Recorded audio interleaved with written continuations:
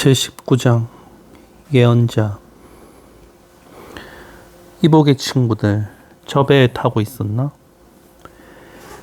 퀴케어와 내가 피커드호에서 내려 각자 생각에 잠긴 채 어슬렁거리며 해변에서 멀어져 가고 있을 때 웬 낯선 사내가 우리 앞에 멈춰 서더니 문제의 배를 굵은 집게 손가락으로 가리키며 물었다. 색이 바랜 재킷과 누덕누덕 기운 바지를 허름하게 입고 있었고 몸에는 넝마처럼 너덜너덜한 검은 손수건을 감고 있었다.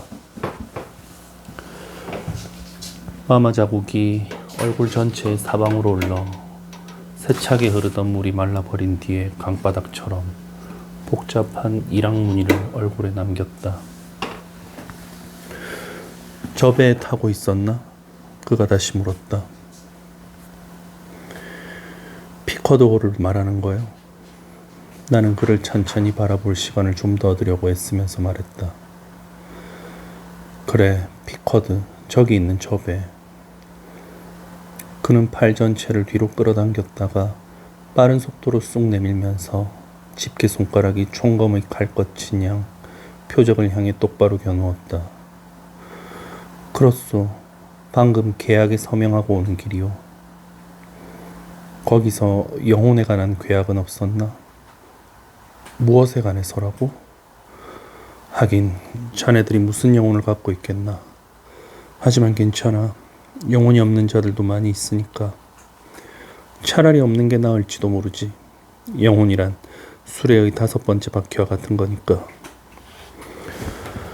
도대체 무슨 소리를 짓거리고 있는 거요? 내가 물었다. 하지만 그 사람은 충분히 갖고 있지. 다른 녀석들에게 부족한 것을 모두 벌충하고도 남을 만큼. 낯선 사내는 그 사람이라는 낱말에 특히 힘을 주면서 퉁명스럽게 말했다. 퀴케그, 내가 말했다. 어서 가자. 이 녀석은 어딘가에서 탈출했나 봐. 우리가 모르는 일이나 사람에 대한 이야기만 늘어놓고 있어. 잠깐만. 낯선 사내가 외쳤다. 자네 말이 옳아. 자네는 아직 벼락 영감을 못 봤지? 벼락 영감이 누구요? 그의 미친 듯 진지한 태도가 또다시 내 발목을 잡았다. 누구긴 에이헤브 선장이지. 피커드호의 선장 말이오? 그래, 우리처럼 늙은 뱃놈들 사이에선 그런 이름으로 통하고 있지. 아직 못 만나봤나? 그래요. 아직은 몸이 안 좋다고 하던데 차츰 좋아지고 있다니까 오래지 않아 완쾌되겠죠. 오래지 않아 완쾌된다고? 낯선 사내가 빈정거리듯 껄껄 웃었다. 이보게, 에이헤브 선장이 완쾌되면 그때 나의 이 왼팔도 완쾌될 거야. 그 사람에 대해 뭘 알고 있기라도 한가요? 그 자들은 뭐라고 하던가 좀 들어보고 싶군. 별다른 이야기는 없었소. 다만 훌륭한 고래 사냥꾼이고 부하 선원들에게는 좋은 선장이라고 하더군요. 그건 사실이야. 틀림없는 사실이지. 둘 다 맞는 말이야. 하지만 그가 명령을 내리면 즉각 행동에 나서야 돼. 나와서는 으르렁거리고는 다시 들어가고. 그게 바로 에이헤브 선장이야. 하지만 오래전에 혼곳 근처에서 에이헤브 선장이 꼬박 사흘 동안 죽은 듯이 누워 있었을 때 일어난 일에 대해서는 아무 이야기도 못 들었겠지? 산타에 있는 교회 재단 앞에서 스페인 사람과 죽기 살기로 싸운 이야기도 못 들었겠지? 역시 못 들은 모양이군. 에이헤브 선장이 은째 호리병박 속에다 침을 뱉은 이야기도. 지난번 항해 때 예언대로 다리 하나를 잃은 일에 대해서도 못 들었나? 그런 일에 대해 한마디도 못 들었지? 그래, 못 들었을 거야. 어떻게 들을 수 있겠어. 낸터컷 사람이라고 다 알고 있는 건 아니니까. 하지만 다리에 대한 것, 그러니까 선장이 다리를 잃게 된 사연쯤은 들었을 거야. 그래, 그 이야기는 들었을 거야. 그래, 그건 모든 사람이 다 알고 있지. 에이헤브 선장은 다리가 하나뿐이라는 것, 없어진 다리는 향유고래가 앗아가 버렸다는 건 누구나 알고 있다는 뜻이야. 이보시오, 내가 말했다. 도대체 무슨 소리를 짓거리고 있는지 전혀 모르겠소. 관심도 없고요. 당신은 머리가 좀 망가진 것 같으니까요. 하지만 당신이 AF 선장과 저기 있는 저 피커드호에 대한 이야기를 하고 있다면 분명히 말하지만 나는 그 선장이 다리를 잃은 것에 대해 다 알고 있단 말이오.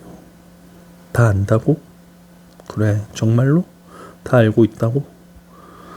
대충은 그 거지 같은 사내는 손가락으로 피커드호를 가리키고 눈으로 피커드호를 뚫어지게 바라보면서 어수선한 망상에 빠진 것처럼 잠시 서 있었다. 그러다가 몸을 조금 움찔하고는 나를 돌아보며 말했다. 저 배에 타기로 했다고 그랬지? 서류에 이름을 썼겠군. 계약은 계약이야. 일어날 일은 결국 일어나겠지. 어쩌면 일어나지 않을 수도 있어. 어쨌든 그건 모두 정해져 있고 예비된 일이야. 어느 선원이든 그를 따라가야 하니까. 누군가 가지 않으면 다른 누군가가 가야 하니까. 신이시여, 저들을 불쌍히 여기소서. 잘 가게, 친구들, 잘 가게. 하늘의 축복이 있기를. 걸음을 멈추게 해서 미안하네. 여봐요, 내가 말했다. 뭔가 중요한 얘기가 있나 본데 말해보시오. 하지만 우리를 놀리려는 속셈이라면 상대를 잘못 골랐소. 그것만 말해두겠소. 말 잘했네. 나는 젊은이가 그런 식으로 말하는 걸 듣고 싶어. 자네는 AF 선장한테 딱 맞는 사람이야. 자네 같은 사람들을 좋아한단 말이지. 그럼 잘 가게. 아참, 배에 타거든 나는 가지 않기로 했다고 전해주게. 이보시오. 그런 수법으로 우리를 놀리려 해도 안 될 거요. 우린 당하지 않습니다. 무슨 대단한 비밀이라고 갖고 있는 것처럼 구는 건 세상에서 가장 쉬운 일이죠. 잘 가게 형제들이여. 몸 조심하게. 잘 가시오. 내가 말했다. 자, 가세, 퀵개그. 저런 미친놈은 내버려둬. 그런데 잠깐만. 이름이 뭐요? 일라이저. 일라이저라고? 퀵개그와 나는 누더기를 걸친 그 늙은 선원에 대해 각자의 방식으로 논평하면서 걸어갔다. 그리고 그 늙은 선원은 우리에게 괜한 공포심을 심어주려고 애쓰는 사기꾼일 뿐이라는 데 의견이 일치했다.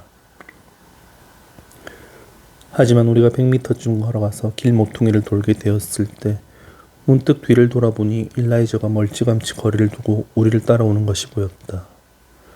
그런데 무엇 때문인지 나는 그를 보고 너무 놀라서 퀵개그에게는 그가 뒤따라오고 있다는 말을 하지 않고 계속 걸어갔다.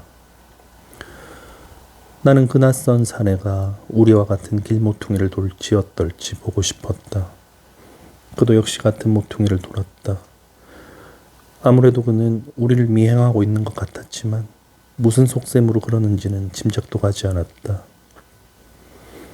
이 상황은 암시와 폭로가 반반씩 섞여 있는 그 애매모호한 말과 결합하여 이제 내 마음속에 온갖 막연한 불안과 호기심을 낳았다. 그리고 이 모든 것은 피커드호와 에이헤브 선장, 잃어버린 다리, 혼곳 앞바다에서 일으킨 발작, 은재, 호리병박.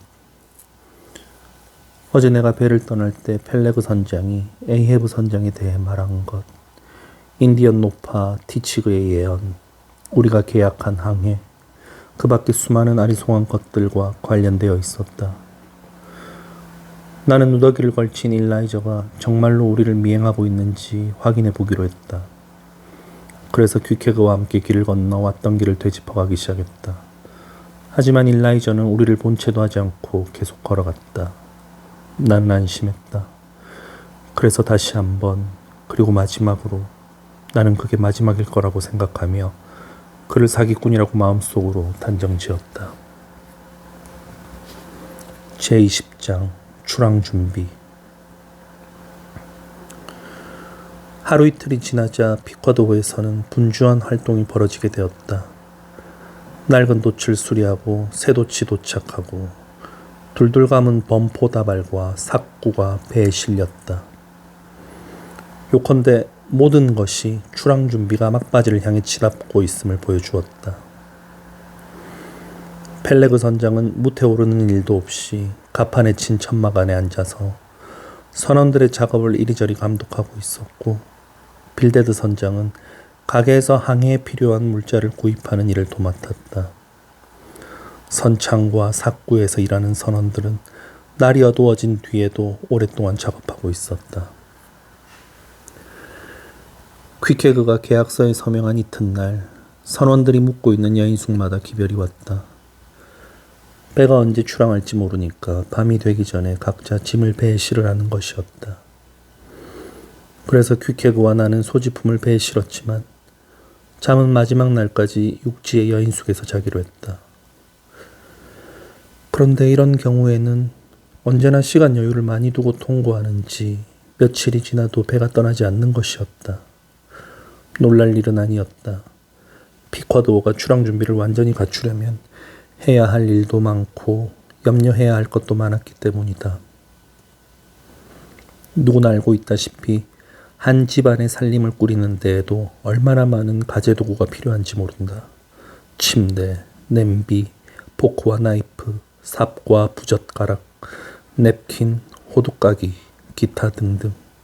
식료품점과 과일 행상, 의사, 빵집, 은행 등으로부터 멀리 떨어진 망망대해에서 3년 동안 생활해야 하는 포경선의 경우도 마찬가지다. 이것은 상선도 마찬가지지만 그래도 그 규모가 포경선과는 비교가 되지 않는다.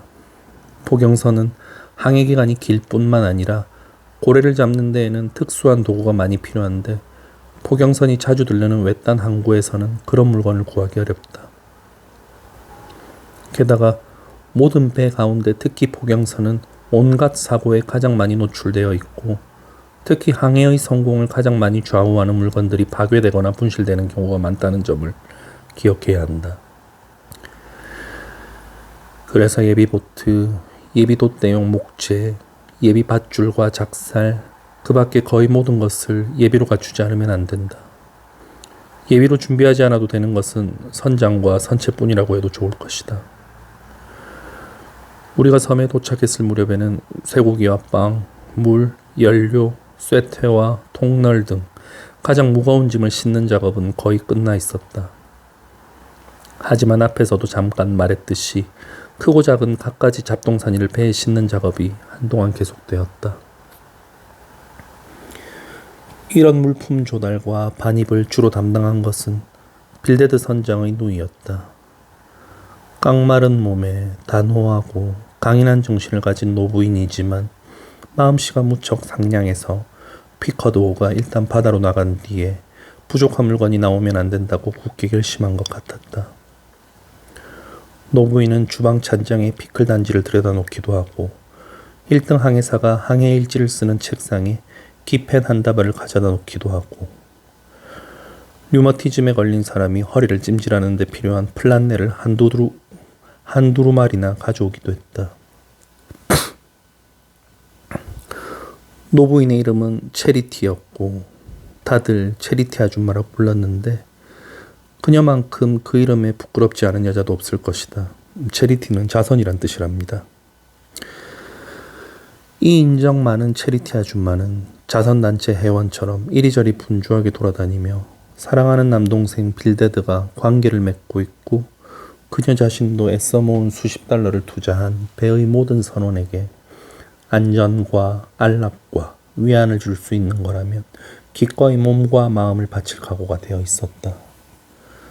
하지만 마지막 날 이렇듯 마음씨 고운 퀘이커 교도가 한 손에는 기다란 기름국자를 또 한 손에는 그보다 훨씬 긴 고래잡이용 작사를 들고 배에 나타났을 때는 깜짝 놀랄 수밖에 없었다.